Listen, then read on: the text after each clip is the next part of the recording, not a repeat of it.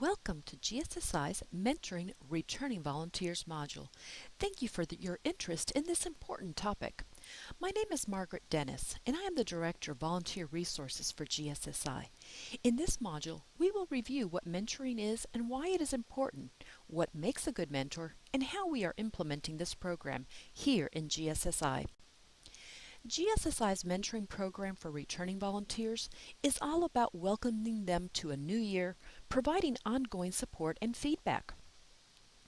Girl Scouting is a volunteer-led organization, and mentors are the first people in a local Girl Scout community that reach out to leaders and connect them to their local support team and other available resources. Better leader support will result in a more successful experience for adult volunteers and therefore for girls. The goals of our mentoring program are straightforward. We want our troop leaders to have a great experience. We want our girls to have fun in Girl Scouting as they participate in high-quality program. And we want them all to have such an incredible experience that both girls and adults stay in Girl Scouting to fully achieve our ultimate mission of building girls of courage, confidence, and character that make the world a better place. Before we go into details on how we achieve those goals, let us look at what makes a good mentor. Many people feel that it might require special skills. It doesn't, but it does require certain qualities of good role models. Mentors have a personal commitment to be involved with another person, generally for a year. They have a genuine desire to help that person succeed. Mentors take time to prepare for their role, part of which you are doing today. In addition, you are expected to take the latest leader modules so that you have a better understanding of what preparation your mentee has received. Mentors listen, maintain eye contact, and give mentees their full attention. Let's be honest, we are typically pulled in 1,000 directions. To be a good mentor, it means that you are willing to set aside time for your mentee and focus on their needs for a while. Mentors guide. We are there to help our mentees find their way, not to push them or pull them along. Mentors are insightful and practical. You can provide great insights about being a Girl Scout leader from your own experience. Mentors educate. That means that you help them find resources and how to make discoveries on their own. Remember, your goal is to help them be self-sufficient. Mentors are accessible. They are available as a resource and sounding board. Mentors criticize constructively.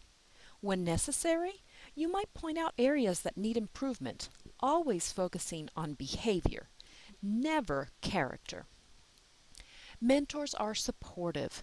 They encourage at all times and care about the mentee and their experience.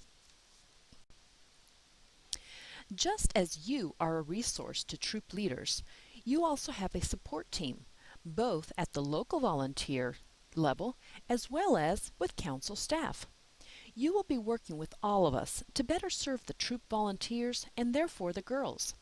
Communication will be critical in this work, so be sure to keep in contact with your service team and with council staff. Mentoring systems can look very different from service area to service area and may even vary within an area. The key is to implement one that works for the volunteers in your service area. In GSSI, we have the following models. One-on-one. This system allows for each leader to be paired with their own mentor. This model is mostly used for new leaders to provide for a one-on-one relationship between an experienced leader and a new one. In most cases, mentors are assigned to more than one returning volunteer. They might be assigned following different criteria. A mentor might be appointed for each Girl Scout grade level.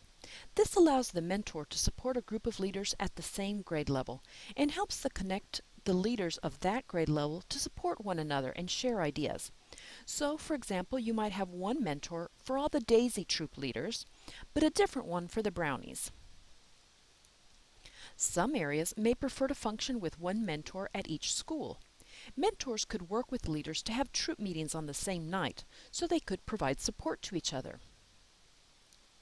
Service units that cover a large geographic area may want to use this option.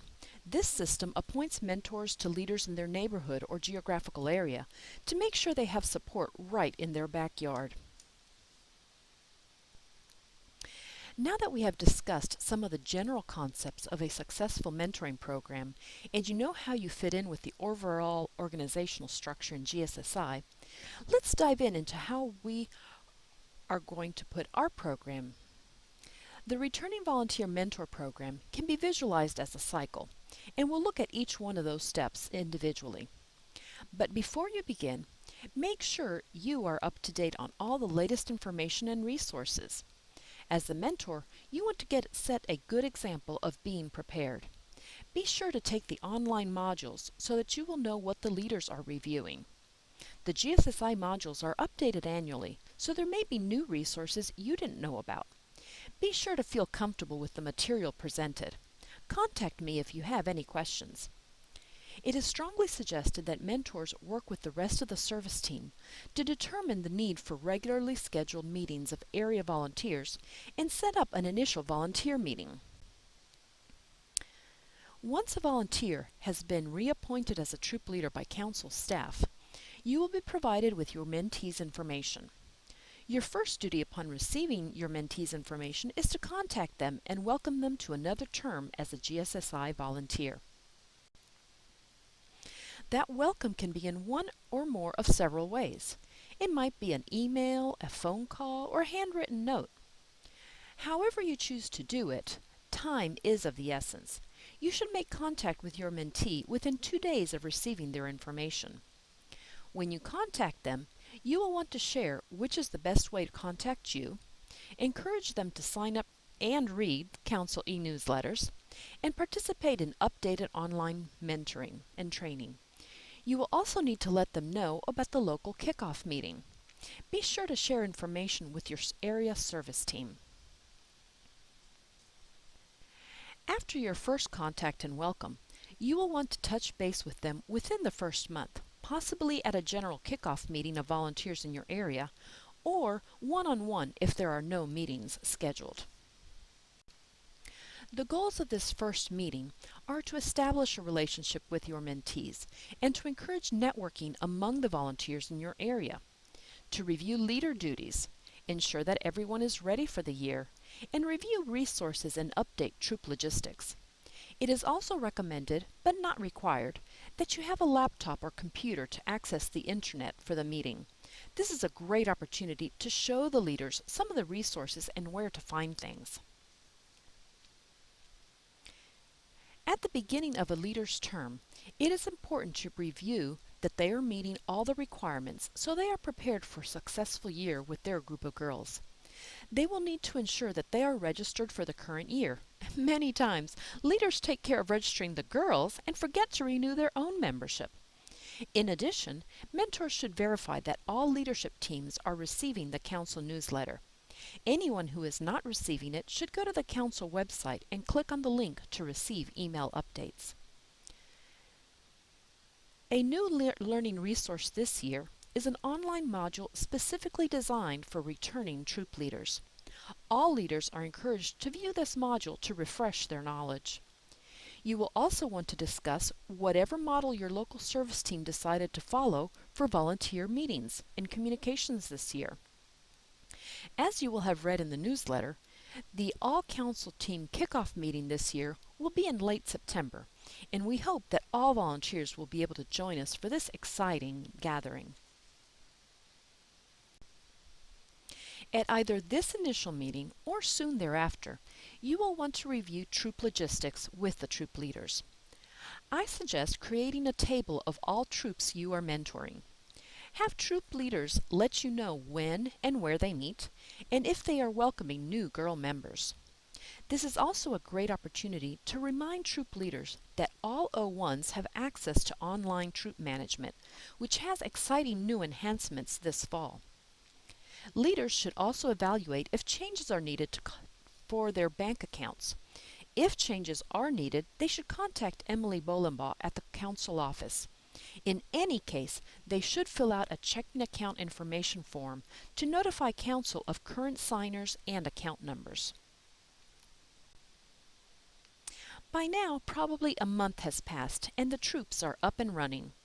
You have been critical in this startup process, but your mentoring is not done. You will want to continue to encourage and support your mentees. You should touch base with your mentee at least once a month throughout their term, just to encourage them and make sure they don't have questions.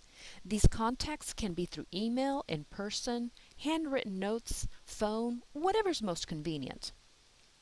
In your mentoring materials, you will receive a month-by-month list of suggested items to discuss with them. Feel free to add your own reminders and notices. Continue to invite them to volunteer meetings and attend those with them.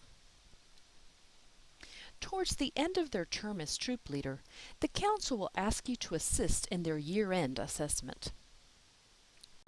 Assessments can be informal or formal. With this process of continual mentoring, we hope that any issues that have arisen have been resolved as they come up. Our goal is that 100% of your mentees will have had a great experience and will want to continue.